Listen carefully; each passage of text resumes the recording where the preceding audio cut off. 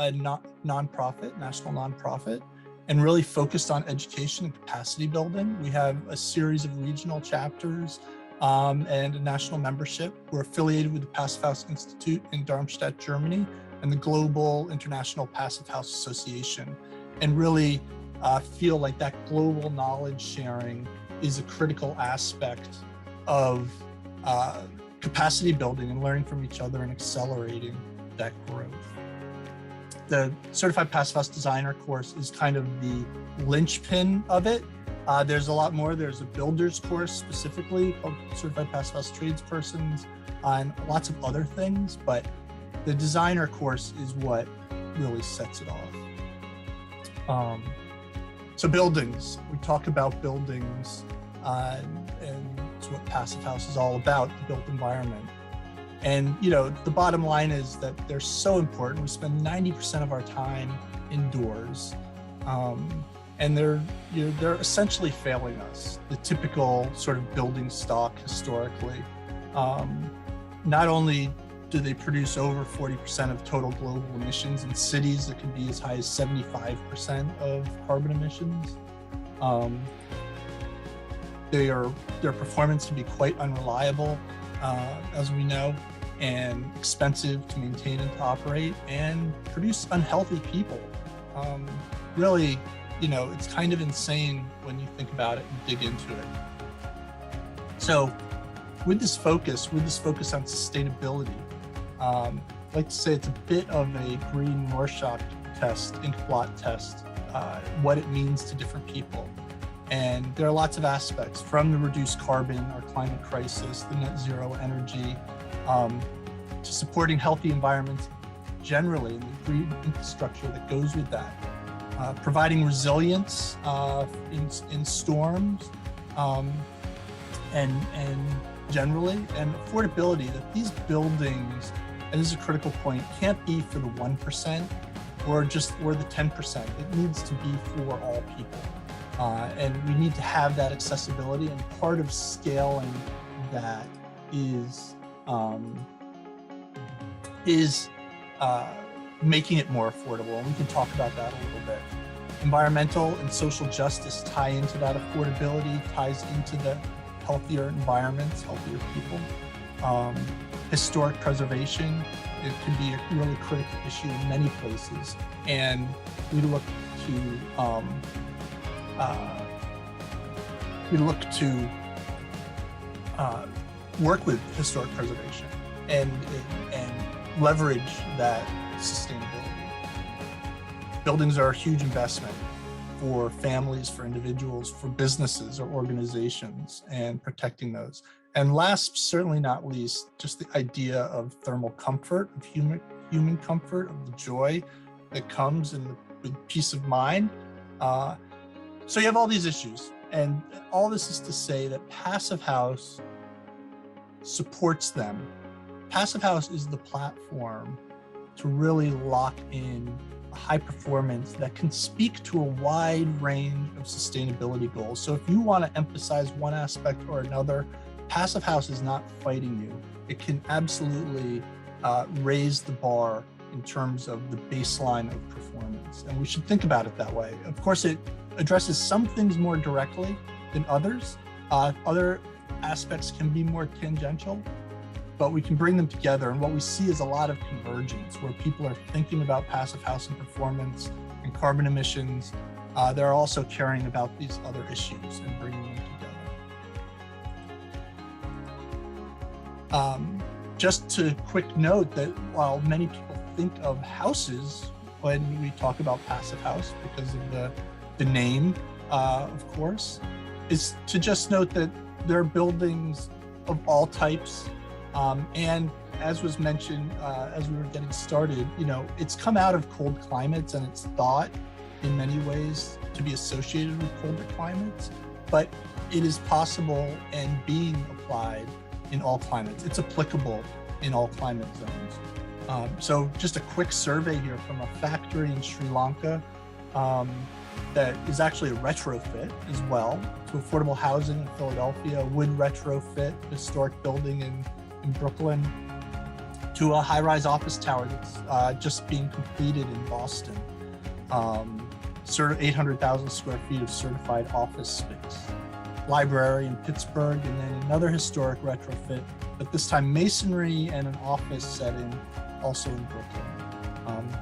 Passive House in the US, really in the New York area anyway, started with historic masonry retrofits and grew out of that. So if people say, oh, it's an old building, it can't be done, it's actually in many ways where we started. Hey, Ken, I noticed in the retrofit in New York, it didn't appear to have solar on it. Didn't appear to have solar? Right. Yeah, I mean, most of the buildings don't have solar. Really? Yeah. I thought that was a major part of it. No. We'll talk about that. So okay. Definitely, okay. Yeah, we'll come around and we'll talk about it. I'll meet it up again. Yeah. No, it's all good. So, and here's just to note, a major development is happening on Rockaways in New York, along the shoreline. So they're dealing with sea rise mitigation, storm resilience, as well as the building fabric itself. So this weaving together. So what is Passive House? And so it really boils down, and so it's one of those counterintuitive things where it's quite narrow, but because it's quite narrow, in the way that it's quite narrow, it has a broad implications and effects. So most simply put, it's the world's most rigorous building energy efficiency standard. That's really where we're driving our performance. And it's interesting because when people think about energy efficiency, they usually think about sacrifice. They think about discomfort and not getting what you want. And what the trick of Passive House is that it functionally aligns efficiency with comfort, occupant health, and many other objectives.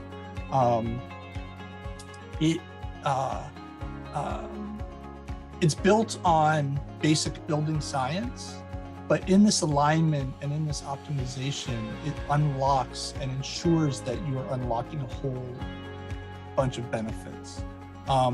It's embedding this performance, this energy efficiency in the enclosure, in the bricks and mortar, the architecture. So many architects may first think of Passive House as being limiting and dampening creativity. But in today's world where you have so many consultants on a project and power is so diffuse on a project, and many times architects, this is my pitch to architects, by the way, many times architects, don't have the power that people imagine that they do on various projects. Passive House is a route to clawing back some of that power, a lot of power, because the performance of the building is baked into the architecture itself. And by doing that, we're making the performance of the building much more predictable because it's in the passive structure of the building. The mechanical systems are not meant to compensate for bad performance, as they often do. They're meant to enhance good performance. We'll talk more about that. So Passive House is both a concept of energy efficiency and its relationship to comfort and health, and a methodology to actually reach those performance goals.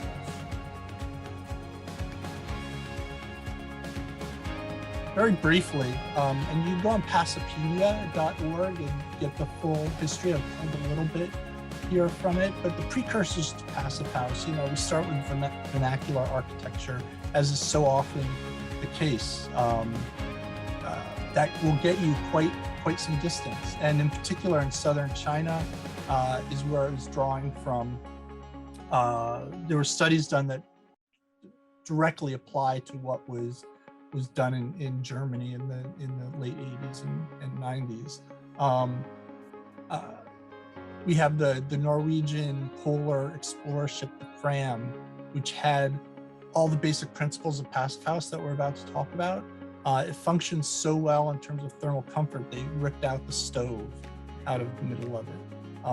So Passive House is not inventing this stuff. Passive House is optimizing it and acknowledging it and making and formalizing it. Denmark, Germany, the United States, Canada, a lot of development over the years.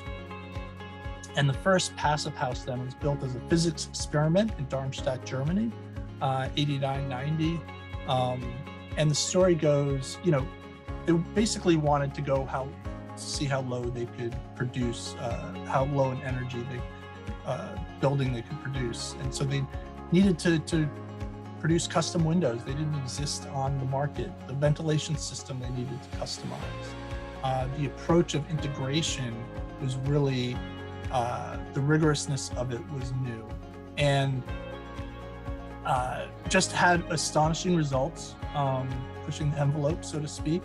And the story goes that Amory Levenson from the Rocky Mountain Institute came and visited and was very impressed by what they had accomplished, and was very encouraging that this need not be an experimental building, but could actually apply in a scalable way to the general market and be much more transformative.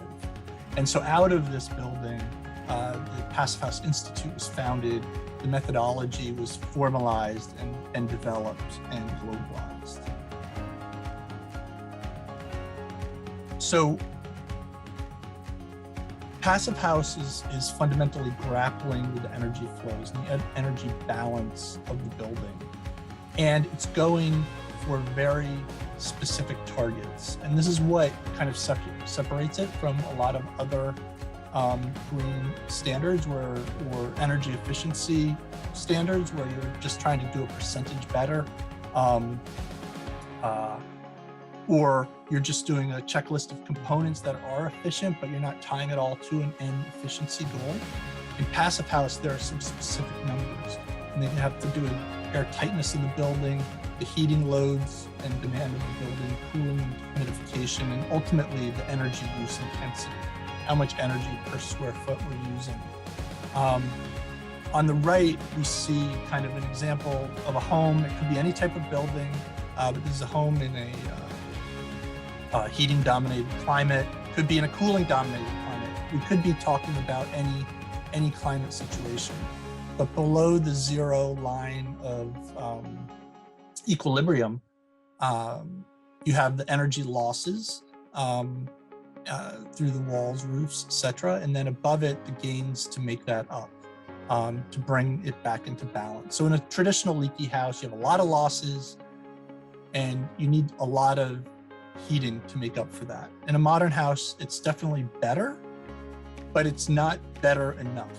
And what we can do, and what Passive House is discovering those limits and what's reasonable and doable. And so Passive House really dials down the losses.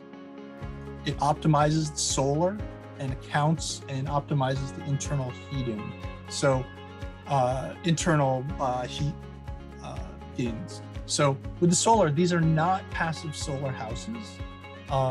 And you may have an active solar, like a PV system or not, but that doesn't come into this energy balance. This is just thermal, essentially the thermal performance, how comfortable it is in the building. You're gonna have some solar heat gains and you're gonna use them, but we don't want it to be passive solar in the historic sense, because those houses can be awfully uncomfortable, overheating, or losing a lot of heat, and big swings. The Passive House is much more about getting control and being in a state of equilibrium. The internal heat gains are things like, dog, our computers, the people, our cooking, taking a shower. All these things are going to contribute heat. And so we account for those as well. And then we get this very narrow red bar of the heating that's needed. Now, typically, you're not going to be able to eliminate the heating entirely, nor cooling entirely, and increasingly so as heat waves spread into areas that we're not used to them in the past. But we want to minimize it. We want to make the mechanical systems kick in only the most extreme conditions. We want the building itself to take care of things most of the time. And by doing this, by going to these very low and specific numbers, again, we're talking about a wide range of benefits. And one of them, is going hand in hand. Again, electrification is not a requirement of passive house. You could have a gas boiler, you could have a gas stove, a gas dryer. All these things are possible, but there is a general push towards electrification. And the standard is increasingly incentivizing electrification in some of the ways the calculations are done in energy model.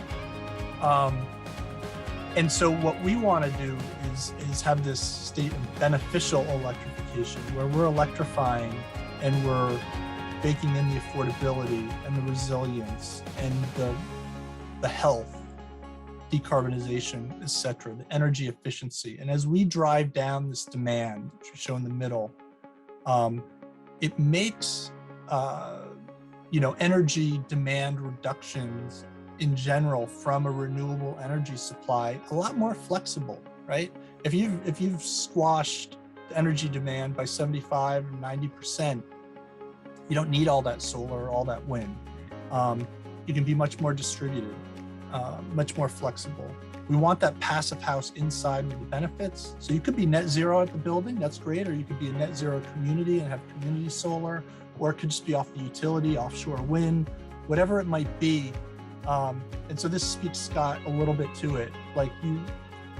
And we'll talk about the standards. There are specific standards that tie in solar, but the first thing is to push down that usage and then pull the renewables where it makes the most sense.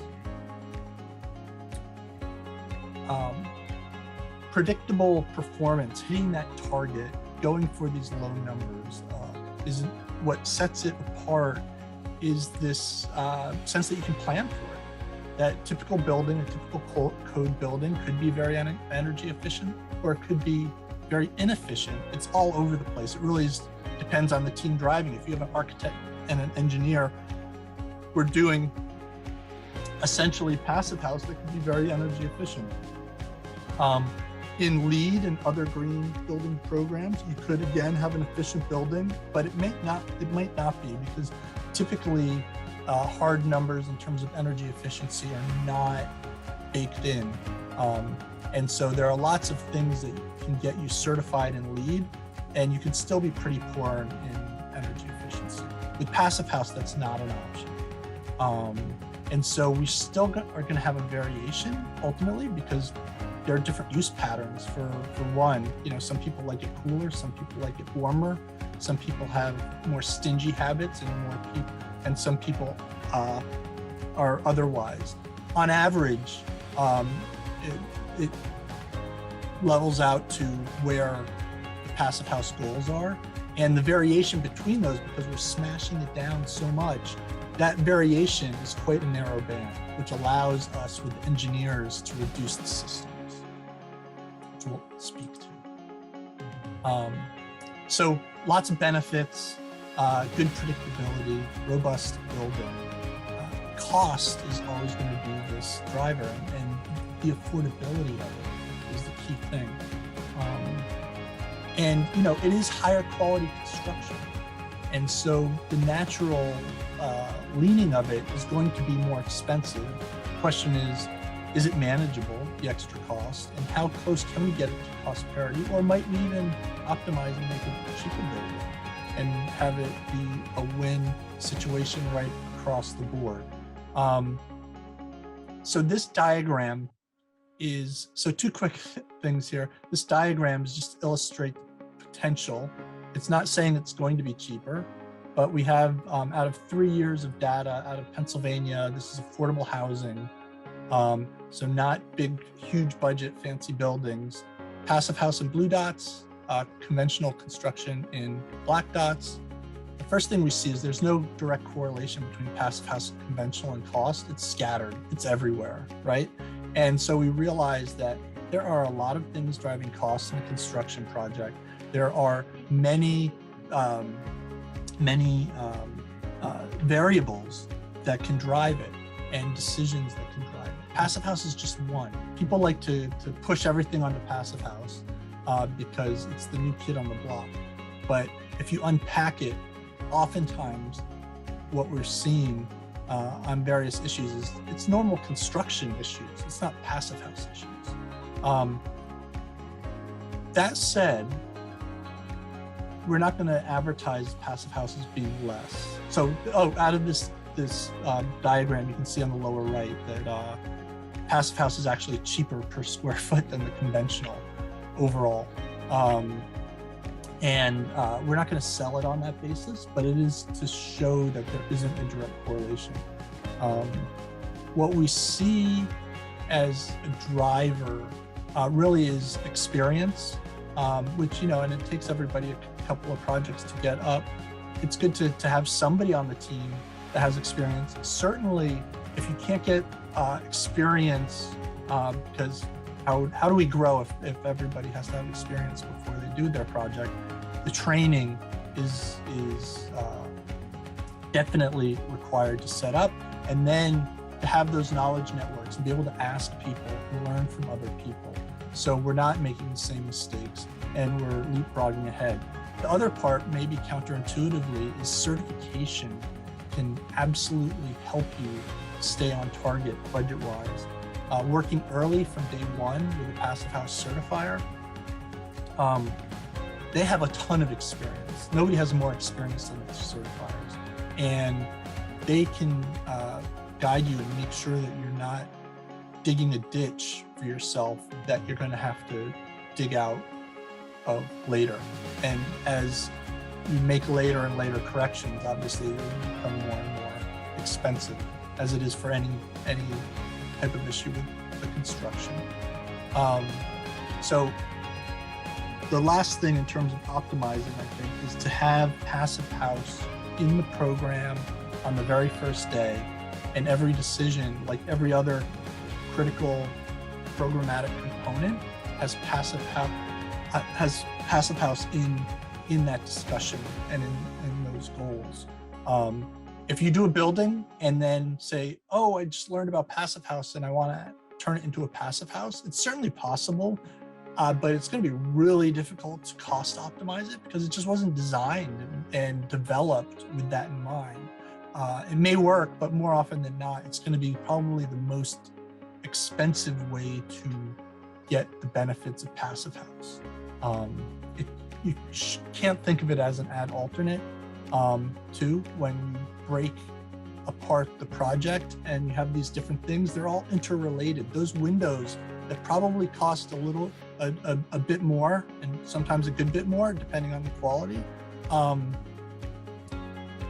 they have benefits and affect things across all the budget lines and the project as a whole and the ultimate performance. So you can't just start substituting out and say, oh, we're going to cut this and that's cheaper than this. You really need to look at the overall performance. So all that said, when people say, okay, well, how much does it really cost? What we say, rule of thumb, is you should be able to get within 5% of what you would typically do. And if you're going above that, you really want to make sure that you're making rigorous decisions, that you're really optimizing, that things are integrated. And we'll talk a little bit about that in the methodology here. Because oftentimes you're not doing it. I like to say we don't exercise as much as we say we should, and we don't eat as well or nutritiously as we say we should. And so you need to allow for that a little bit, but you also need to hold your feet to the fire a bit and really push it. But totally doable and across a wide range of buildings. So how do we keep it affordable and have this high performance? So it is the methodology, the tools that drive the predictability. And from certification, as I was talking, certified buildings, you have going into that certified components and designs and being built with certified professionals. You don't need any of these certifications. You could just be an architect who just picks up a book and decides to do it. And buys windows off the shelf that are not certified, and you could end up with a building that hits the metrics, and you could call it a passive house building, even though it's not certified. But these certifications bake in the assurance and let you know that you're going to get there and drive that predictability. It's a big deal too with components and things like critical components, windows, ventilation systems, to know that the numbers that you're putting into the energy model are going to be accurate. If you have uncertified components, you can certainly use them, but it's a little bit trickier, and you might end up being a little bit more conservative in terms of the energy model, which might limit you in terms of flexibility in doing certain things. The energy model is the PHPP, the Passive House Planning Package, that was developed specifically for these applications. And then we've got great information. I mentioned Passipedia, so passipedia.org, I believe is the URL, and the Passive House Institute, which is ongoing research. It's like a bunch of physicists doing research around new use types and new applications, and then the global knowledge sharing. So all this contributes. Going back to certification, there are 7 levels of certification, and this can come as a surprise to people. It all started with the new build, that classic on the upper left, passive house, which is the sort of classic metrics. And then from that, in the new builds, you have plus and premium. And you can see here, each has a little bit more renewable energy. And so the renewable energies are required for those higher certifications and integrated design-wise. They may or may not be on the building itself, but it's integrated in the project. And it's also higher performance levels. And then you have a retrofit standard, EnerFit, because sometimes it's just too difficult given existing conditions and things you can't unpack, or historic preservation, legal requirements that are impossible to get around. There are allowances with the EnerFit standard that allow you to have that quality assurance and the ultimate certification and tie it all together. And that also has the higher levels of certification associated with it. And then there's a low energy building. It was initially developed for folks who just missed the numbers. You know, if you missed that blower door number and you're like, I can't have any certification, this is kind of backstops that. There are situations, but what happens is invariably, the teams that are going for certification and the teams that are doing a few buildings, they can hit the numbers, and you'll be able to hit the numbers. It just, takes a little bit of practice, so to speak. There's examples of folks starting out saying, well, we're just going to do low energy building and take it easy. And then they realize they can do it, and they're like, I think I can go for full passive house certification. And they actually trade up and go for the higher and higher levels of certification. There are over 25 certifiers in the United States associated with the Passive House Institute. Passive House Institute is the overall driver of quality control and the certification. But there are US-based companies, Canadian-based companies, and European-based companies. And you can pull those off of our website. And then the other big part that is not to be underestimated in terms of making this all possible is empowering the architectural building ingredients and the craft of building again. It's not an elixir by any means, but we see from the laborers to the trained trades to foremen to the architects and engineers get into the details, get into the execution in a way, get into a mentality of quality control that did not exist previous to their working on a passive house. And so these things that are driving predictability are intentionally addressed. And people rediscover the power of building, and it's quite wonderful, actually. And the blower door test is a big part of that. And you see ideas and people optimizing details, and you get back a much more dynamic conversation among the different players about how to improve the performance. Improve the performance and do it cheaper and easier. And all these combinations. Very cool. How do you make a passive house building? So it boils down to 5 key principles. It's obviously more than that, and there's just massing and orientation and size of the building and many factors. The uses have to be dealt with in various ways, but we're focused on the enclosure first. And so these first 4 things are enclosure driven: climate specific insulation levels, thermal bridge free connections, air tightness, and high performance windows and doors with solar protection. I'll go into all these more in a second. We want that enclosure, the architectural envelope dealt with in solid. Then we're going to deal with the ventilation, and we're going to integrate all these things in a way that is not typically done. And how we do that in large part is through the energy model. An energy model becomes a design tool. The PHPP has all the window specifications, the orientation, sizes, the insulation levels, the workups of the different assemblies, and you can add some insulation here, take it away there, increase the quality of the windows, decrease them. You can change orientations. Obviously, everything that's going into the building that will drive the energy use, the thermal comfort of the building.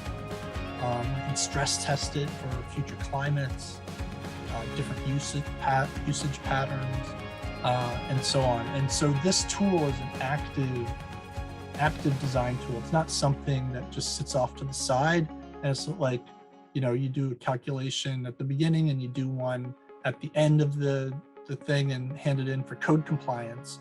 You're really dialing it down to drive optimization across the board. Now, if you have a lot of experience, you may know intuitively a lot of just what you need to do to hit things, but then you're still drilling down and tightening the screws to make it optimized. So let's go through this. Oh, I've got a double one there.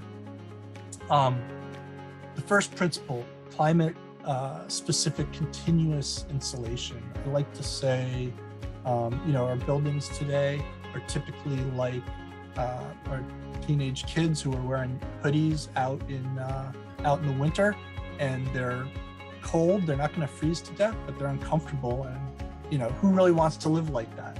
So in a passive house building, we've got a good parka on, we've got a good hat, we've got good boots, gloves, we've got continuous insulation. We're going to be comfortable in the cold. Our own internal heat is going to drive most of the comfort. And so this is the similar with the buildings. And that insulation is not just unbroken, but we really want to dial down. I'm not going to go around here. I want to go to the next slide. Right. So think of it like a climate-rated sleeping bag. That you're going to see a wide variation. And also in terms of building size, the bigger the building, the less insulation you need, because you just have the optimization of the size. The simpler the shape, the less insulation you're going to need, and so on. The second principle, again, thermal bridge free connections. So with typical buildings, you have balconies, you have structure, you have utilities, different things, aspects that are all going through the insulation layers, or window frames is a great example. And they are typically degrading the insulation level to a point where they're driving cold spots, and they could drive condensation, moisture damages, mold, bad health effects from thermal bridges, where you have this heat loss. And because you have heat loss, it's also driving the heat load or the cooling load. So in a passive house, we are trying to design them out. This is getting into the details. How do you eliminate or minimize those thermal bridges? And we put whatever's left into the energy model. So this helps drive the predictability of the ultimate performance. along with the insulation being continuous, thermal ridge free. We want the air tightness to be, I'm doing this in a different order and a different methodology than I normally have.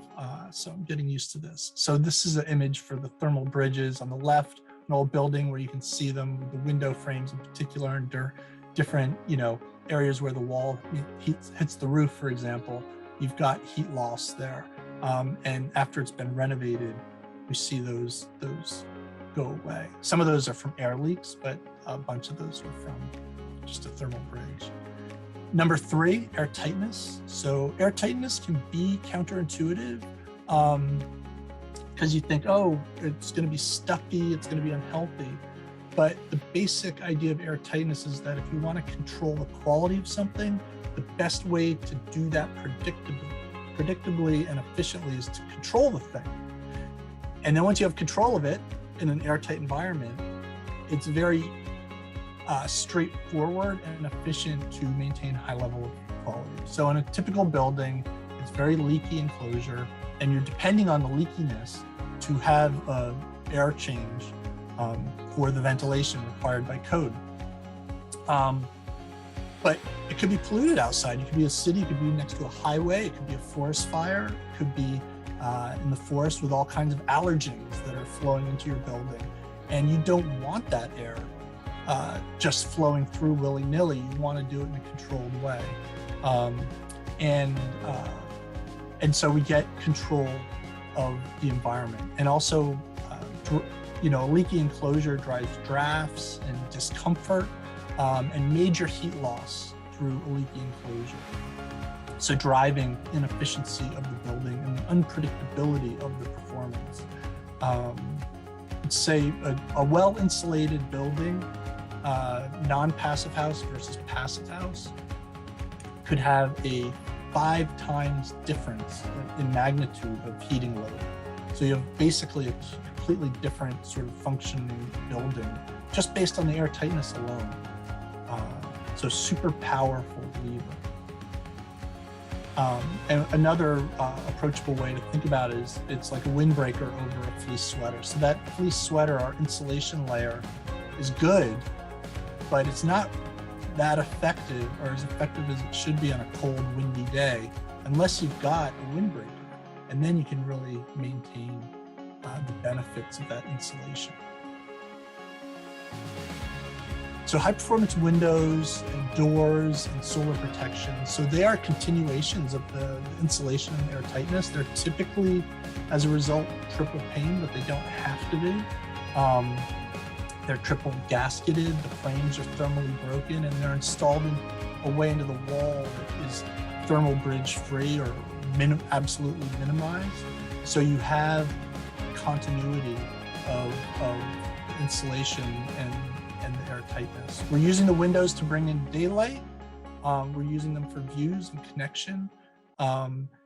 We are using them for the solar heat gains, but we are not driving the design with massive glazing to make it a solar passive building. We want to make sure that we keep in balance. We want to provide solar protection, shading, preferably external shading, internal shading, it could be trees. But we want to plan for that to minimize overheating and maintaining comfort. A big thing about the windows is that if you have triple pane, high performance windows, and this is a key part of the passive house requirements, there's a requirement for the temperature differential on that inside glass. So it's got to be close enough to the interior temperature and the other surfaces so you don't have discontinuity of the temperature. So you're not feeling the cold, the heat being pulled off of your body, and you're not getting convective loops. So you can sit by a window on a cold winter day and feel comfortable. There's no radiators under these windows. We pull the mechanical systems back to the core and simplifying things in that way. So comfort, thermal comfort really is realized and obvious in this way. And the other thing with the windows and construction and air tightness is that the outside noise goes away. It's very peaceful and quiet. inside these environments. That said, I should say, and I'll repeat it, you can open the windows and doors, and actually I'll get to that more here. You absolutely, it's a nice day. In terms of ventilation, natural ventilation is a key strategy, and in some parts of the world where you have overnight flushing that you can do, where you have the house buttoned up. So like in a desert environment, if you have cold overnight temperatures, during the day you button up the house tight, you hold that cooler temperature, and then at night you flush it and you open it up and take advantage of the outside temperature drop. But you need to have the right conditions. Or if it's just a nice day, have natural ventilation. The point is with ventilation is that we can't rely on natural ventilation. Whether it's too hot or too cold outside,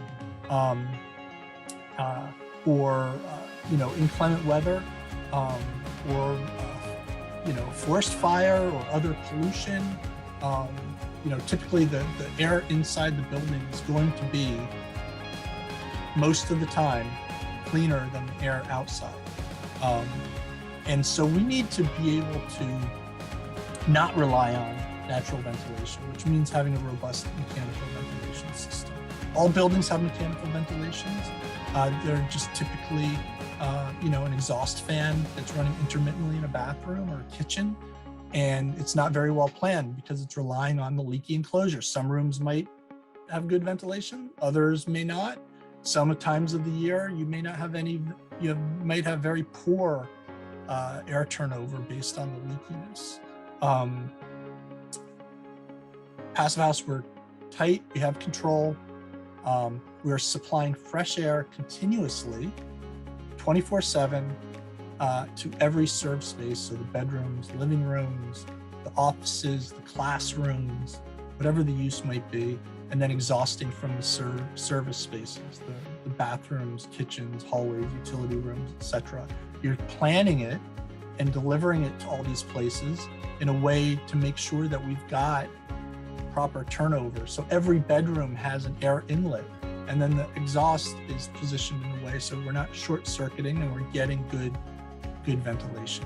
Consequently, and it's also balanced, what's being supplied is being exhausted, so we're not pressurizing or depressurizing the building, maintaining the equilibrium. We can run the air at quite a low volume and maintain very high indoor air quality because of that control. As you lose control of the envelope, you've got to increase the volume. You've got to overpower it with mechanical systems, and that's not how we want to solve these things.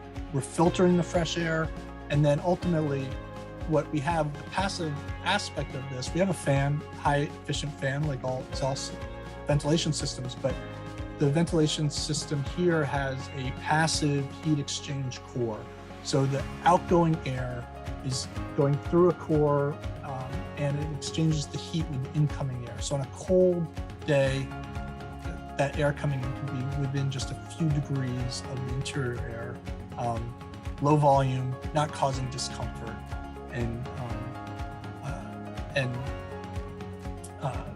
we can, with the units, they can have over 90% heat recovery now.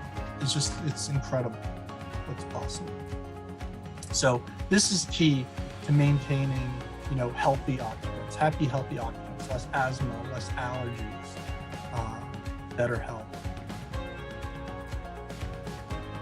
So those 5 principles are the core of it, and there are a couple of other things as we kind of go through a project is internal heat gains, which we mentioned earlier. So you're looking at the occupancy levels and patterns, because we're all heating space, the appliances, equipment that's being used, lighting, could be specialized equipment, specialized uses. These things are going into the energy model because it affects, even on the coldest days, you can see that these passive elements could make up a huge percentage of the heat needed on those coldest days. And so what we end up with is a situation where we could be reducing the heating demand up to 90%, more even, and the cooling maybe that much, typically less, but we're consequently looking at a 75% reduction in equipment sizing. So it's a huge shift there. And architecturally, there are huge benefits. We're pulling it back to the core. We're minimizing the duct sizing, ducts runs.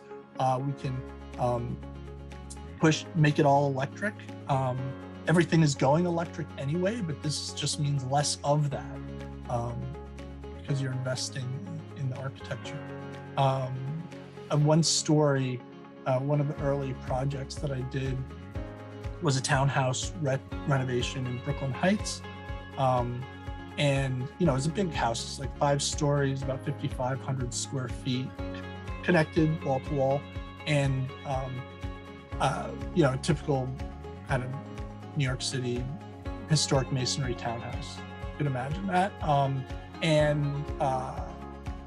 All the neighbors had 12, 15 tons of air conditioning. 15 tons of air conditioning is a lot of air conditioning to be putting on these buildings. And they're big buildings, and typically that's what they needed. But the Landmarks Preservation Commission couldn't say anything about it because they could rule all kinds of things aesthetically, but the mechanical systems, if you needed that, that's what they had to live with. So we calculated for this home that was being renovated to Passive House standards, we needed 1.5 tons of air conditioning. And that is like a window unit that you would have for a typical living room. And this is for this huge house. And, you know, the family, these are first adopted. This was like 12 years ago. And they're spending a lot of money on this renovation, a couple $1 million at least. And we're saying, oh, well, we need to put in like the equivalent of a window unit. And that's scary, right? You don't want to be in a situation where that doesn't work. You need a little bit of buffer, and you need a lot of assurance that it's actually going to work. And this is where the predictability comes in. So, you know, we bumped it up to 3 tons because we want, like with all mechanical systems, we're bumping it a little. You want, again, there's variability. But the variability we've got down to 1.5 tons, where in the typical building, you know, they've got variability between 9 and 15 tons, which is just enormous. And the house works beautiful. It was, you know, we were a little nervous, but confident, and it all worked. So that's really key to the optimization, and there's just so much in the project like that you're trying to make sure that you're doing what's necessary, but not necessarily more. So renewables and smart systems. So most of the talk is not about renewables, a little bit in terms of its relationship to it. There are the certification standards that have renewables in it. Renewables are great, and we need renewable energy. And we need to go all electric. We must simply stop burning fossil fuels, right? To save the planet. And so with the important concept here is to make the building and the architecture the driver of performance, have the smart systems come in to enhance high performance, not compensate for poor performance. And that's true also with the renewables. You know, you see these buildings that are net zero, and they've got parking lots full of solar for like an ocean. And it's because the building isn't that good, right? And so they've got this tremendous amount of solar to make up for the poor performance of the building. But if they had done the same building as a passive house, they would have, you know, a completely different situation on the renewable side. And I like to say, you know, in thinking about renewables,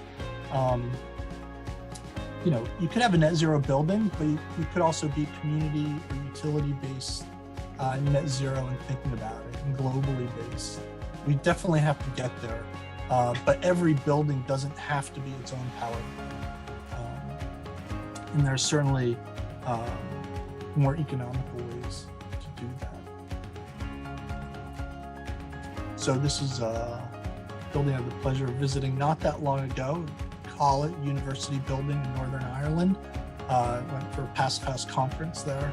Has a whole huge solar array on the roof, and all integrated with smart controls. So that is basically the rundown. The global, it's basic principles, global application, local solutions, different materials, different systems, different, ways of doing it. But the fundamental physics and the basics of these principles apply globally in how we think about it. And the question really is, do we have the imagination? Because people are just like, oh no, we can't do that, we can't do that, we can't do that. But we can, and we see new uses and things coming on board. Just a few quick slides here. This is a leisure center that just came online in Exeter, UK. Big indoor swimming pools, public facility, Passive House certified. This is a small laboratory building from the University of Chicago in Michigan. This is in, I think, Melbourne, Australia. Monash University, a big art and business school there. Here's a whole neighborhood in Massachusetts, not neighborhood, a district, a new district, where in Newton, Mass, outside of Boston, this developer Northland, excited to do green stuff, going in the right direction, but the Green Newton, the activists there in town were like, no, that's not good enough. You're gonna have to do Passive House, and to get the project approved. And they agreed to initially do 3 buildings to the Passive House standard. Now there's quite a bit through the planning process, and I think they're breaking ground essentially and starting on some of the buildings. They bumped that up. They're doing 9 buildings now of it. It's not all Passive House, but they got acclimated and more used to it and saw the benefits of it. And they're not required to do it, but they're doing it anyway. And that's the direction we want to see. This is affordable housing in New York City, a whole city block made up of 3 buildings. These are the 2 low rises, and then there's a high rise going up what would be behind the photographer. And then this is back to the College of the Atlantic in Maine. Beautiful building. And you can see the integrated solar there. And I'm sure it has lots of smart controls. So with that, I will stop sharing.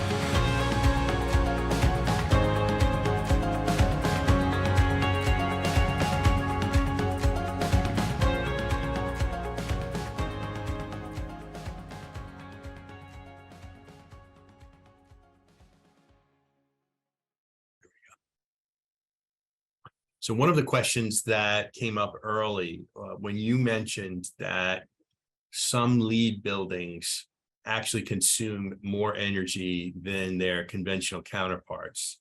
Right. There were sort of a question about like why that was. Because they're essentially doing more or less code envelope work. I mean, they're doing improved, enhanced, but they tend to be any combination of overglazed without the high performance glazing, envelope going with it, to not enough insulation. We've seen net zero buildings, big successful buildings otherwise, but they don't have continuous insulation. There's just a lot of, the code's gotten better now, and probably, one hopes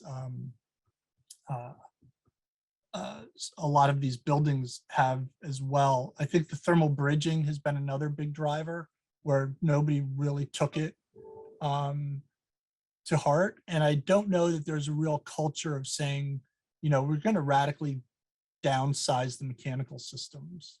And so we need to make sure that we're hitting these lower numbers. Is that kind of sloshing around? So is it, I mean, in that case, is it more, you know, sort of to get the LEED certification? LEED's not focused on the energy. Right. You're just doing the bare minimum that you can get to get those points, and you're doing other Right. things, but yeah. I mean, Got they it. could be very good energy buildings, but it's not typically the case. Got it. And then there was a question about incorporating passive house concepts into prefabricated modules that are being used in some of the high-rise large construction. Mhm. And there was a note there that most of these are hooked up to natural gas and are sort of presented as energy efficient. Right.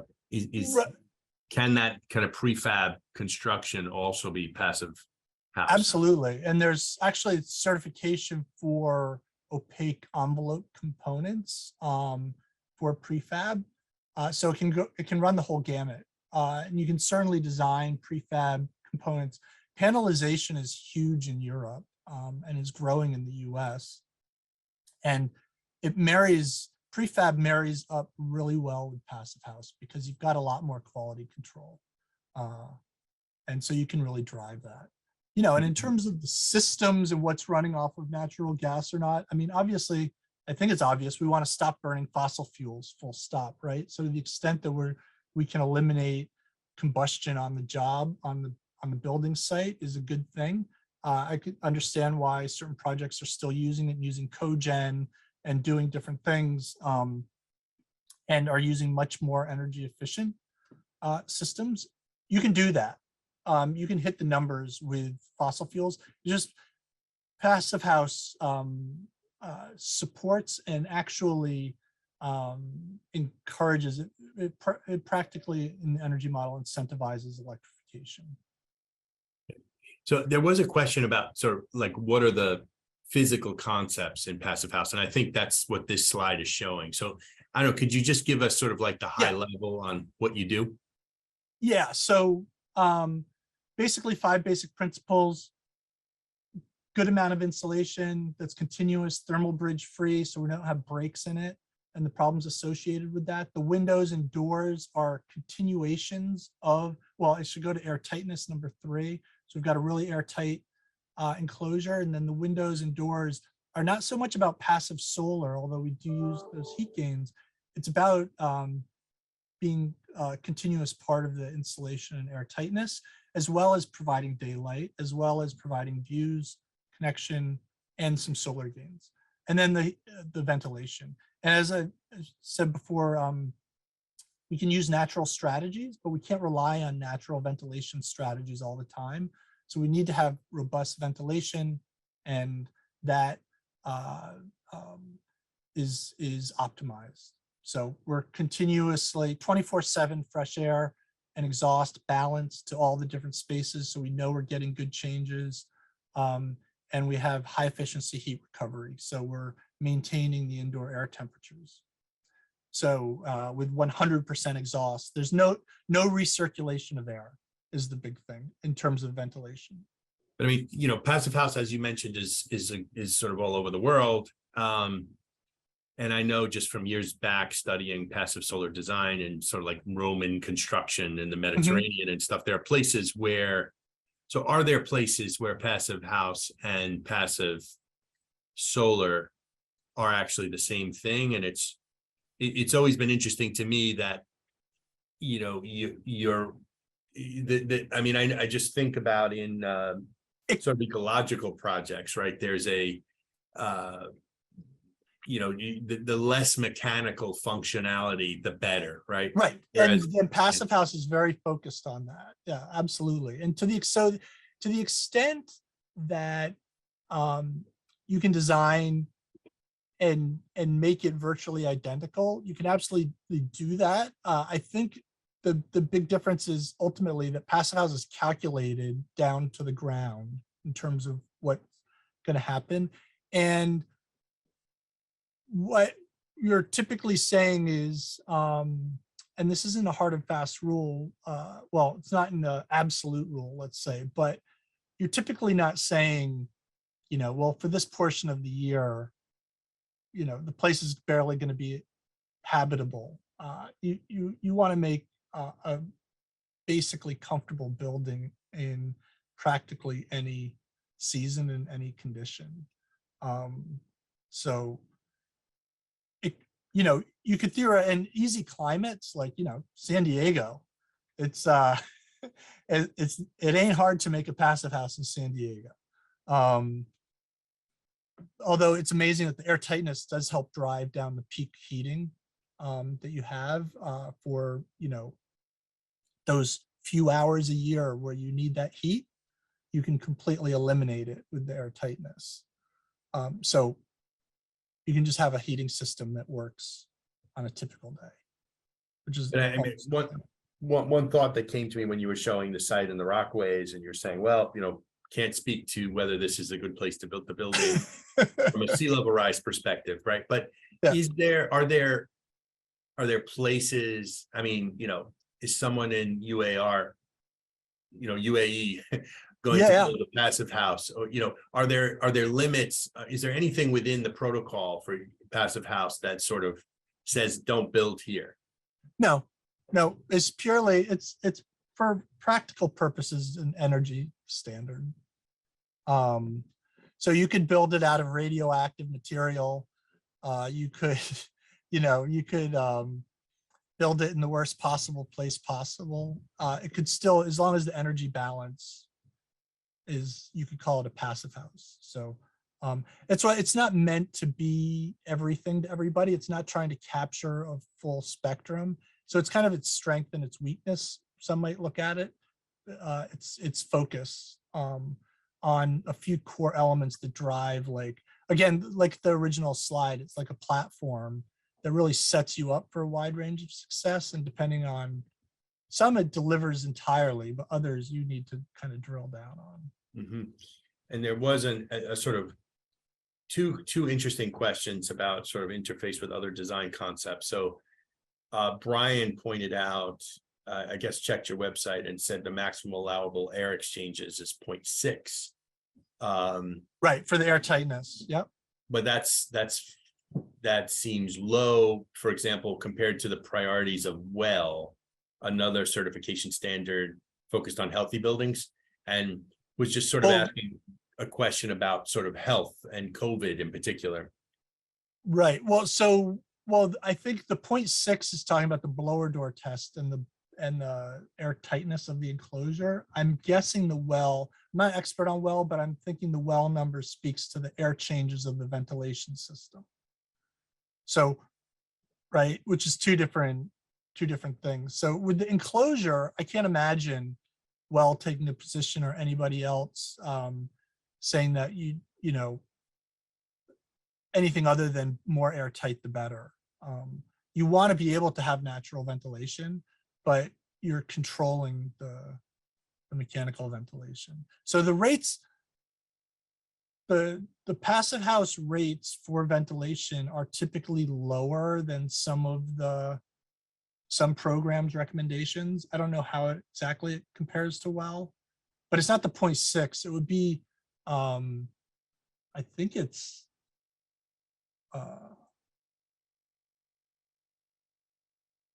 lower even. I think for the ventilation rate, it's 0.3 something, like a full air change every few hours is the rate. But what's shown is if you have, so, and I'm speaking a little bit out of the side because I don't know everything in WELL, but I'm guessing they're accounting for a whole bunch of unknowns. In a passive house, you're saying we've got airtight, we're control. We have the distribution. We know what the distribution is, and we know it's continuous 24/7, and we know it's balanced ventilation, that the supply is equally the exhaust. And given all of that, there's been a fair amount of research that you can run at a pretty low volume and keep the pollutant levels like de minimis. Like they don't go up unless you have a party or you burn something, or you have out of normal usage. So there's not really a trade-off between health and air exchange, is the point you're making. Well, if you have the predictability. Yeah. So what happens is, if you have a typical leaky, this goes to the thing, if you have a typical leaky building, you have to run at a much higher rate. You have to overpower it, right? So the way we do with the air conditioning and cooling, you need to do the similar thing with the ventilation, because depending on what the weather conditions are, the configuration of the building, there may be rooms that just never get ventilated. And so you use muscle and energy to overcome it. There's a question: do any passive houses use natural gas inside, either for heating and cooling? If so, is the amount of air exchange increased to reduce the known health impacts from burning natural gas? Well, so I mean, for natural gas boilers and all of that, it should be exhausted properly, so we're not dealing with combustion fumes there. The ventilation system is keeping the overall limits and within healthy. Where you have is, like, there's been a lot of research recently on cooking, where gas stoves really are huge pollution machines inside, and if you aren't ventilating those well, you could have a problem. There's in passive house, there's a boost mode, and there are recommendations for dealing with the combustion gas to minimize that risk and to make sure that things stay healthy. But definitely there's a push to electrification and induction. I mean, and if anybody has used an induction cooktop, they'll never go back to gas. Mm-hmm. Another question here about attention to site, and in particular a focus on urban heat islands. So yeah, is that addressed in passive house?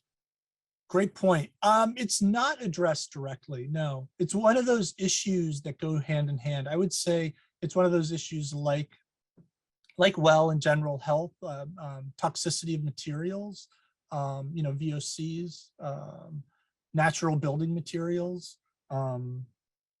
lower carbon building materials, embodied carbon. It's one of those issues that we see a lot of passive house practitioners, because they're carrying, they're thinking more holistically, and passive house is holistically. So they're grappling with it, but the standard itself is agnostic to it. Certainly, where landscaping and trees and all of those things that could have benefits and you could calculate would also be helpful. Yeah. And so passive house is typically, it's an accreditation of sorts that a designer takes on, and then is the building certified? Is it similar to LEED in that sense, or how does it actually? The building is certified. So you submit in the building process, you typically will want to get, before you start construction, kind of blessing that your specifications and building plans and building project will, if built to the plans, and specifications, will hit the goal, will hit the targets. And then you go through and you document that you have the proper installation levels and different aspects of the construction that are critical, the specifications for the windows and so forth. And then you have a few commissioning reports, the biggest one being the blower door tests. So you're pressurizing and depressurizing the building at 50 pascals typically, and getting those results. So one quick note on that, and then you're commissioning the ventilation system and making sure that's balanced and everything's running and submitting those reports. On the blower door test, it's funny, traditionally you think of big buildings and you think of a lot of blower doors. The Cornell Tech dorm residential building on Roosevelt Island in New York City is a certified passive house building. It's 24 stories.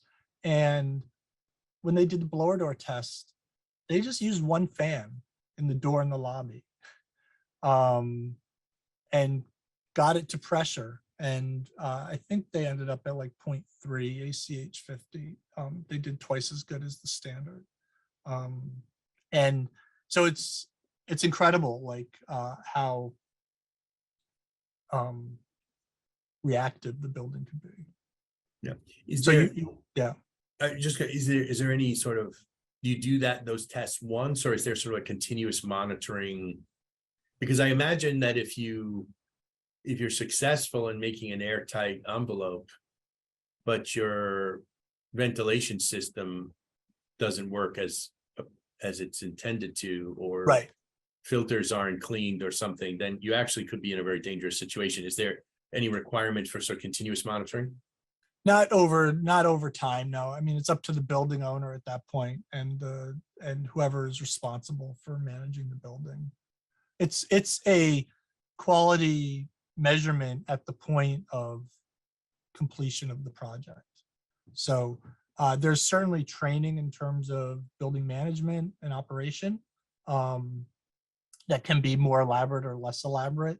But it is what we've seen is, and I was just hearing this story about a school, new school building that was done in Beverly, Massachusetts, and they were having issues with they moved in last year or this fall, and they're having some issues with the ventilation system. And the building manager was just treating it like he had gotten training and told what to do or not to do, but it kind of, I don't know, slipped by, and he shut the ventilation off somehow for some reason. Or like, and you can feel the difference, right? You're like, something's not right here. What's going on? And they figured it out. And it's like, the biggest issue is don't touch anything. Just let the building run. Yeah. It's basically an equilibrium. But I mean, that brings up actually an interesting point with respect to, I mean, especially climate change, right? I mean, to the extent that we've seen rolling blackouts and all kinds of issues, is part of this, is there anything in the methodology that actually has a sort of backup plan that is completely passive, so that you don't have a situation where without energy you're now in a toxic indoor environment? No, well, I mean, the rule one would be to minimize the toxic stuff that you have inside. I mean, you're exhaling, right? So that's the big one. Right. But I mean, essentially in the wintertime, if there's a snow outage, like the thing in Texas and out west, or even on the coast up here in the Northeast, where you have the power go down for a while, you could shelter in place quite often. It depends on the building, but you could basically shelter in place indefinitely. It wouldn't be terribly comfortable. You'd probably be at equilibrium of about 55 degrees or so, but you're not going to freeze to death. And so, the emergency services or whatever, they don't need to get to you right away. And the power, you can really sit it out. Now, is the air going to get stale after a little while? Yeah. Is it going to feel like, but you could go outside and get fresh air. You could crack the window. You could let some air in and deal with that. But I don't think you're in danger of, poisoning yourself. In the summertime, you can't shelter in place for a long, super long time, just because it's going to heat up. If you have a blackout because it's in a heat wave and it's 80 degrees overnight and 100 degrees in the day, the place is going to warm up after a number of days. But you can shelter in place for days longer than you would in a conventional building. So hopefully Con Ed will have the power up and running before it gets too uncomfortable. But I don't think maybe a studio apartment, if you've got like a bunch of people in a studio apartment, I don't know. Not ideal, not optimal. I'll grant you that. Yeah. Sort of question, I mean, in the intro and even in your intro, we were talking about, buildings encompassing sort of 40% of the carbon emissions globally. And yet Patricia is pointing out that she hasn't seen much on passive housing in decarbonization plans of cities. And I know. she's Very wondering, frustrating. why is that exactly? It's new. Practically nobody knows about it. I think that's one thing. It's just scratching the surface. I think there's a sense of, there's a whole industry of incremental improvement that's happening, and the construction industry is super conservative to begin with for a lot of good reasons and for a lot of bad reasons. It really requires culture change. So the shining example of the change is Brussels, Belgium, which changed. They went through this exemplary building program where they set up these competitions. They didn't mandate passive house, but they got a lot of people to do it. They proved the concept. The provincial government was totally behind it. They mandated passive house as building code, essentially, for the city of Brussels, public, private buildings, retrofits, new construction, after 7 years for transformation. That's like practically a revolution. In New York, NYSERDA is trying to emulate that. They won't, I hope nobody from NYSERDA is on right now. They're doing wonderful things with their exemplary buildings program, which is very much modeled on the exemplary, their buildings of excellence program that NYSERDA has. And so they're doing a lot to encourage passive house. And they are trying to get the industry to a place where they could push for passive house level requirements and have that set up. In Massachusetts, they are about to issue an opt-in stretch code that they expect, over 100 municipalities to adopt, that will require passive house certification for buildings, for multifamily buildings up to 5 stories in 2023 and up to 6 stories, I think, in 2025 or 2024. So Massachusetts is on the cutting edge right now. And Boston with Birdo 2.0, they're pushing and looking hard at mandating much more stringent things. And yeah, so it is moving, but it is very frustrating. There are lots of jurisdictions, like Scotland right now, I think, is in the process of making all their schools that are renovating or new school construction is being done to passive because they have really poor quality school buildings. Yeah. Really interesting. So it's so Brussels is the city to look at in terms of like the biggest uptake. Yeah, outside of Germany. Right. I like them because they're not German. It's like too easy. If you're in Austria or Germany, it's like, yeah, okay. They've mandated it here, they've mandated there. I mean, they just did a hospital in Frankfurt that they certified to passive house. It's like, all right, so you can do it. Yeah.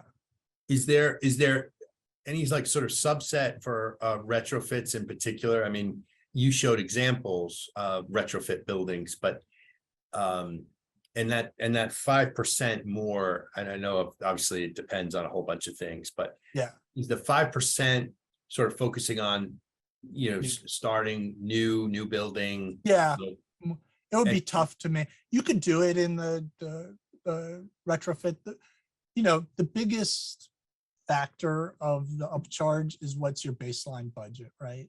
So the cheaper the construction, maybe not the best word, but the less expensive the construction project, the harder it is to maintain it tight. But if you have, like, I don't know if we were on then or not, but I was mentioning, like, university projects, public school projects where they typically have a decent budget for building or renovating.